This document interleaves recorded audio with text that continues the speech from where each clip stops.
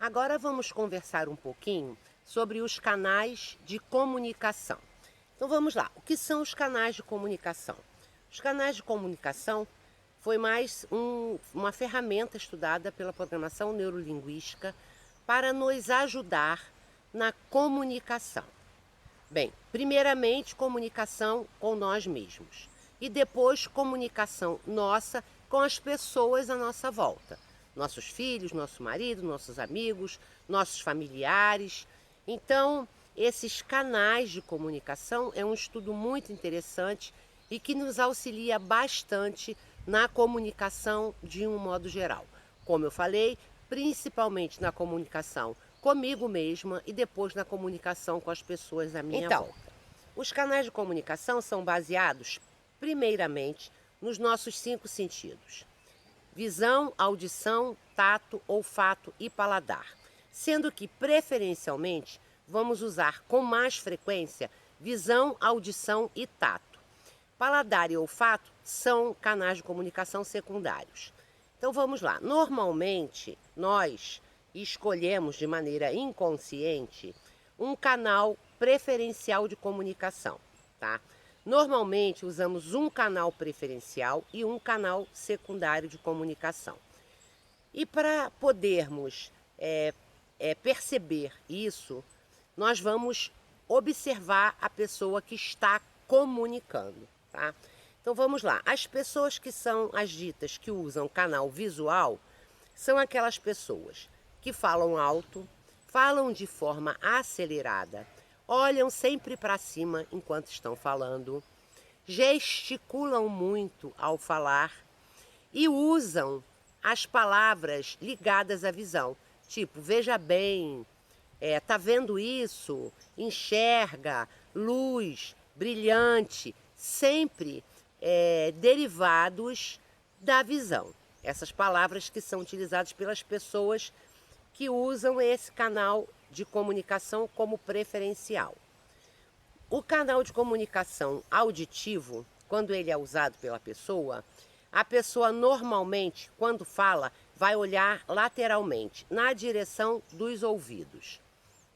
Essas pessoas têm a voz melodiosa, falam devagar, né, procuram escutar as coisas que estão falando, tem um modo de falar ritmado, bem sonorizado, porque ela valoriza o ouvir, tá? Normalmente, essas pessoas são aquelas que, quando se comunicam, usam frequentemente as palavras escuta, ouça, o barulho, sempre termos ligados à audição. E, finalmente, nós vamos ter os sinestésicos, como nós assim chamamos, que são as pessoas que utilizam a sensibilidade, o tato, o sentir. Tá? Como é que essas pessoas se comunicam? Elas normalmente olham para baixo, porque estão buscando a sensação, estão buscando sentir, tá?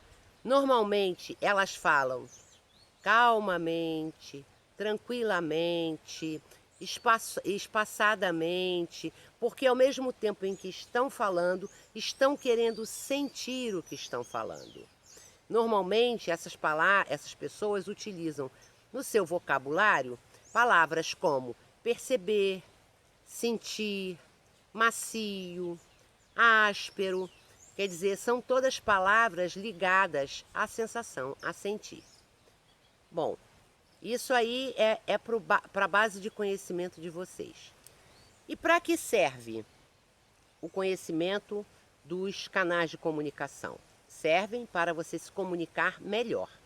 Como eu já falei, primeiro com você mesmo, depois com as pessoas à sua volta.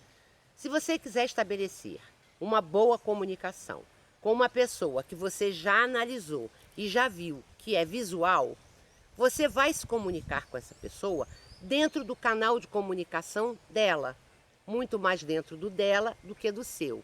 Porque desta forma, essa pessoa vai estar com muito mais facilidade recebendo a sua comunicação, compreendendo a sua comunicação, tá? Então vamos lá.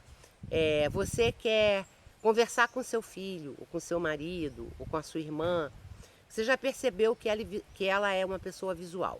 Então, se você fosse comunicar com ela e usar os termos, veja bem, fala alto, gesticular, ela vai ter uma identidade com a sua comunicação e de maneira muito mais fácil vai compreender o que você está querendo comunicar, tá? Ah, você quer conversar com o seu filho. Você já percebeu que o seu filho, o canal de comunicação dele é auditivo. Se você chegar com seu filho para comunicar com ele, falando alto, falando rápido, gesticulando, ele não vai perceber nada do que você está falando.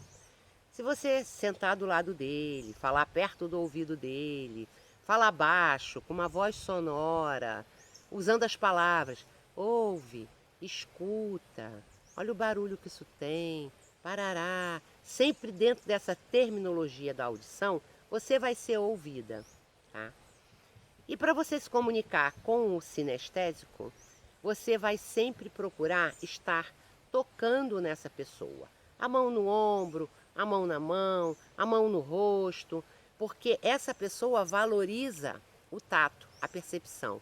E vai usar as palavras como percebe, você está sentindo.